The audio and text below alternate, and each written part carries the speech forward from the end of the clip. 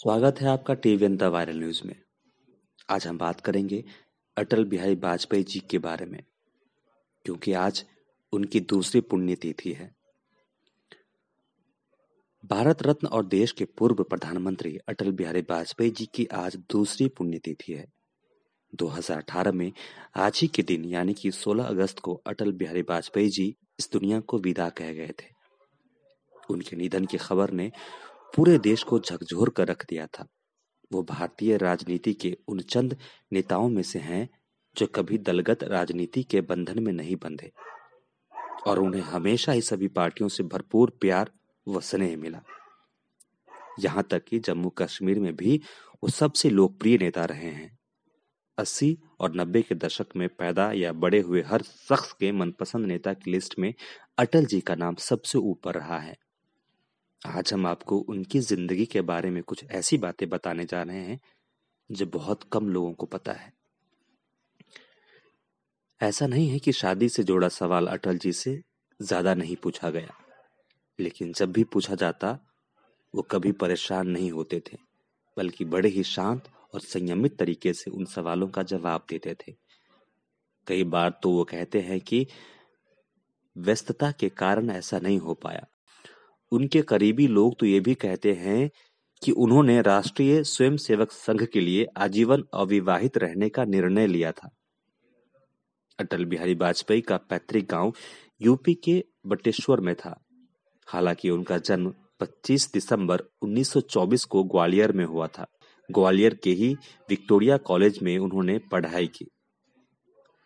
अगर उनके पूरे जीवन पर एक नजर डाले तो वो राजनीति, कविता और सादगी के बीच बीता। हालांकि लोगों के जहन में ये बात भी आती है कि कभी शादी क्यों नहीं की, जिनका सही जवाब और ठोस कारण आज तक किसी को नहीं पता।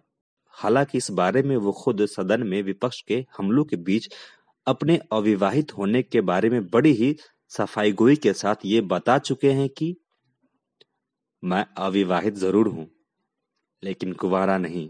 बहुत से ऐसे लोग हैं जो ये बात तो जानते हैं कि अटल जी ने शादी नहीं की थी, लेकिन क्या आप जानते हैं कि उनकी एक बेटी भी थी। उनका नाम अनीता भट्टाचार्य है, जो अटल जी की दत्तक पुत्री हैं। अटल जी जीते जीते जिस तरह हर किसी के लिए प्रेरणा स्रोत रहे हैं, वहीं उनकी मौत के बाद हुई कर्मकांड में भी एक बड़ी मिसाल पेश की गई। बता दे कि अटल जी के पार्थिव शरीर को मुख्य अग्नि उनकी बेटी अनीता भट्टाचार्य ने दी थी। अटल जी के बारे में कहा जाता है कि कॉलेज के दिनों में उनकी एक महिला मित्र राजकुमारी कौल हुआ करती थी, जो अपने आखिरी समय तक अटल जी के साथ रही थी। दोनों ग्वालियर के विक्टोरिया कॉलेज में साथ पढ़ते थे।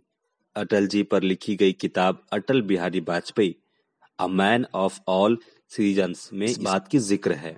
किताब में लिखा है कि कॉलेज की पढ़ाई पूरी होने के कुछ समय बाद अटल जी राजनीति में सक्रिय हो गए। इस बीच मिसेज कौल के पिता ने उनकी शादी कॉलेज में प्रोफेसर ब्रिज नारायण कौल से कर दी। शादी के बाद मिसेज कौल का परिवार दिल्ली यूनिवर्सिटी के राजस्व कॉलेज कैंपस में रहने लगा। हालांकि अटल जी और राजकुमारी कौल का संबंध कभी चर्चा का कारण नहीं बना, लेकिन जब 2014 में राजकुमारी कौल की मौत हुई तो देश के कई बड़े अखबारों ने इसे प्रमुखता से छापा था। अटल जी की दोस्ती की नैतिकता ऐसी थी कि राजकुमारी कौल के पति ब्रिज नारायण कौल को भी इस पर कोई ऐतराज नहीं था।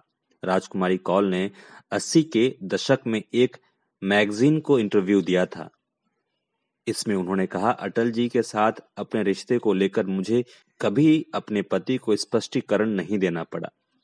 हमारा रिश्ता समझबूझ के स्तर पर काफी मजबूत था।